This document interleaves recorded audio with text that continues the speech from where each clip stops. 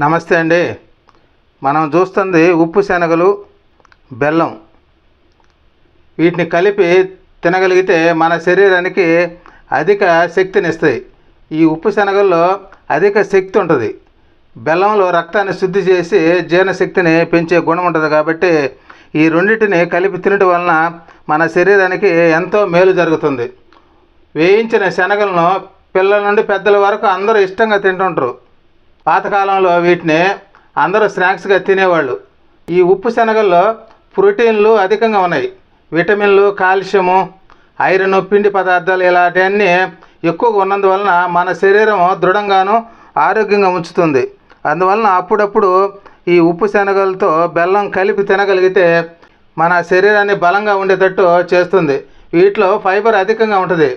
అందువల్ల జీర్ణ వ్యవస్థను మెరుగుపరుస్తుంది. అంతేకాకుండా మధుమేహం ఉన్నవారికి ఇవి స్నాక్స్గా తినగలిగితే చాలా మంచిది. ఈ ఉప్పు శనగల్ని, ఈ వేయించిన ఉప్పు శనగలు, బెల్లం కలిపి తినగలిగితే మెదడు పనితీరును బాగా మెరుగుపరుస్తాయి.